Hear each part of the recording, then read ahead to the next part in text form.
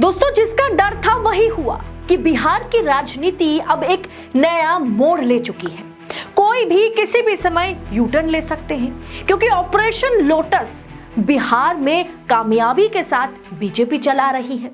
उधर राहुल गांधी और तेजस्वी यादव ने संकेत दे दिया है कि नीतीश कुमार हमारे साथ है। नीतीश कुमार जो है इंडिया के साथ है। दरअसल दोस्तों, खबर कुछ इस तरह का है कि नीतीश कुमार का ना मोदी और शाह ने हाथ पैर बांध करके रखा है। किसी भी समय कुछ बड़ा ऐलान होने वाला है। यह संकेत राहुल गांधी और तेजस्वी यादव ने दे दिया है।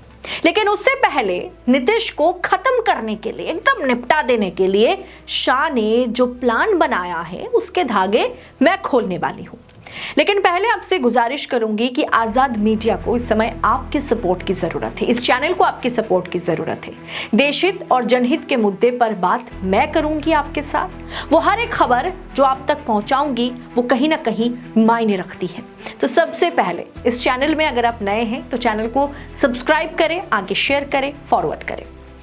वरिष्ठ पत्रकार अशोक वानखेड़े का बड़ा खुलासा है कि जेपी आंदोलन से निकले नीतीश कुमार स्टूडेंट्स के साथ इतना घिनौना बर्ताव नहीं कर सकते। दरअसल ये नीतीश को बदनाम करने की एक तरह से बीजेपी की कोशिश है और इसकी संरचना दिल्ली में किया गया है। इसे दिल्ली में ये स्क्रिप्ट लिखा गया है। नीतीश कुमार की जरूरत दरअसल दोस्तों बीजेपी को नहीं है।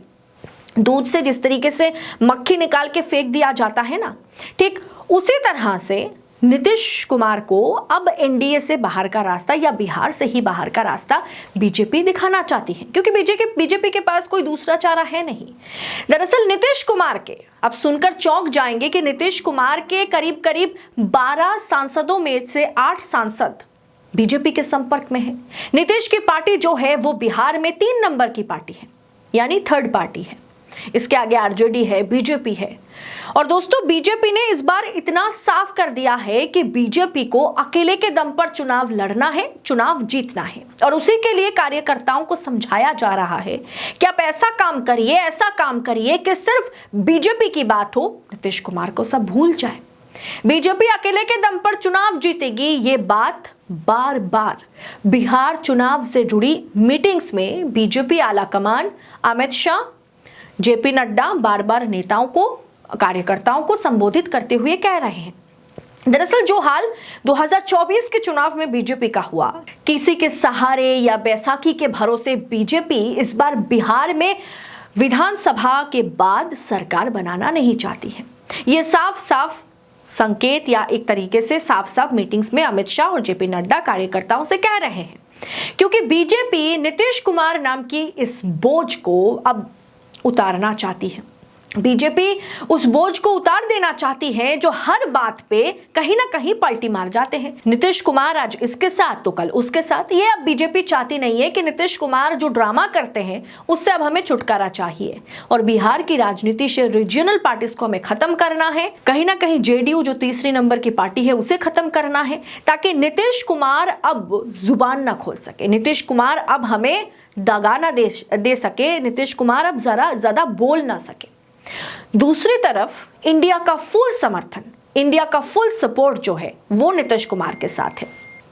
दरअसल दोस्तों, बिहार में बीपीएससी स्टूडेंट के साथ बिहार पुलिस ने जो बर्ताव किया, जिसके बारे में मैंने आपसे कहा कि यह बर्ताव दरअसल नीतीश कुमार ने नहीं कराया, बल्कि ये बर्ताव करने के लिए ऊपर से, हाई कमांड से, दिल्ली से इंस्ट्रक्शन दी गई थी, तभी जाकर के लाठीचार्ज किया गया, आंसू गैस के गोले छोड़े गए, ताकि नीतीश कुमार बदनाम हो सके। और इस चीज को लेकर के जब विपक्ष के 2 बड़े लीडर्स और तमाम बड़े लीडर्स सवाल करते हुए दिखे, तो कहीं पर भी नीतीश कुमार का उन्होंने जिक्र नहीं किया। सीधा सवाल नीतीश कुमार से नहीं किया गया। जैसे आप राहुल गांधी को देख लीजिए। राहुल गांधी ने जब ट्वीट किया बीपीएससी स्टूडेंट को लेकर के, उनके साथ जिस तरह का बर्ताव किया गया उसे लेकर के जब राहुल गांधी ने ट्वीट किया तो उन्होंने साफ लिखा कि मैंने संसद में कहा था कि जिस तरह एकलव्य का अंगूठा कटवाया गया था उसी तरह पेपर लीक करवा करके युवाओं का अंगूठा काटा जा रहा है।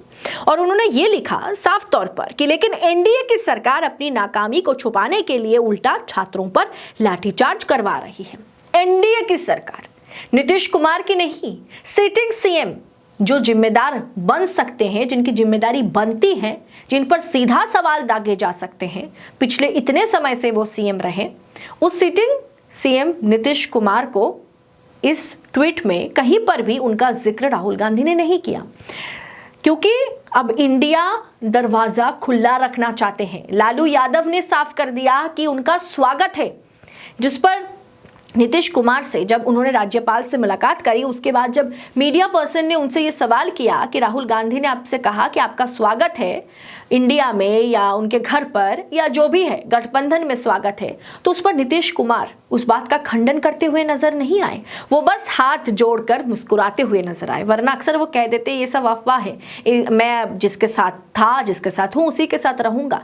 लेकिन ये बात नीतीश कुमार करते हुए नजर नहीं आए। उस बात को कहीं ना कहीं नए नवेले राज्यपाल जो बने, बिहार के राज्यपाल, वो इस बात को कहीं ना कहीं रख ढक करने की इस पर कोशिश कर रहे थे, मुद्दे को भटकाने की कोशिश कर रहे थे। अब वहीं राहुल गांधी के अलावा आप देख लीजिए तेजस्वी यादव ने जिस तरह का बयान दिया, तेजस्वी यादव का जो बयान आया उसमें उन्होंने साफ तौर पर लिखा है कि बिहार का सीएमओ मुख्यमंत्री कार्यालय जो है वो दिल्ली से चल रहा है। श्री नीतीश कुमार जी 4 लोगों के कंट्रोल में काम कर रहे हैं। बिहार सरकार और जेडीयू अब बीजेपी के शिकंजे में है।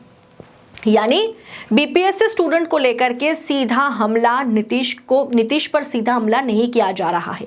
नीतीश को सवालों के घेरे में डालने से कहीं ना कहीं ऑपोजिशन के बड़े बड़े लीडर्स बच रहे हैं, ताकि विपक्ष का सबसे बड़ा नेता नीतीश कुमार बन सकते हैं और इसके लिए उनका स्वागत किया जा रहा है, उनके लिए दरवाजा खुला रखा जा रहा है और सब कुछ में कहीं ना कहीं एनडीए सरकार को विपक्ष घेरने की कोशिश कर रहा है। लेकिन बीपीएससी स्टूडेंट के साथ जो हुआ, पॉलिटिकल एक्सपर्ट्स मान रहे हैं कि दरअसल ये नीतीश ने नहीं करवाया। सामने चुनाव है, नीतीश ऐसा क्यों कराएगा? और खुद वो जेपी आंदोलन से बने नेता हैं, वो खुद स्टूडेंट प्रोटेस्ट के खिलाफ जाकर के ये हरकत नहीं करवाने वाले हैं। दरअसल जो तेजस्वी यादव ने भी दावा किया है कि अब बिहार सीएमओ या नीतीश कुमार को कहीं ना कहीं दिल्ली दरबार चला रहा है, दिल्ली से बिहार की सरकार चल रही है। अब दोस्तों, इस पूरे विषय पर आपकी राय क्या है? आप अपनी राय कमेंट कर हमारे साथ शेयर जरूर कीजिएगा। बाकी ऐसी तमाम खबरों को हम आप तक सबसे पहले पहुंचा सके और पड़ताल के साथ पहुंचा सके, इसके लिए आज़ाद मीडिया को आपको सपोर्ट करना होगा। चैनल को सब्सक्राइब जरूर कीजिए, कमेंट जरूर कीजिए। फिलहाल इस वीडियो में इतना ही। बहुत बहुत धन्यवाद आपका।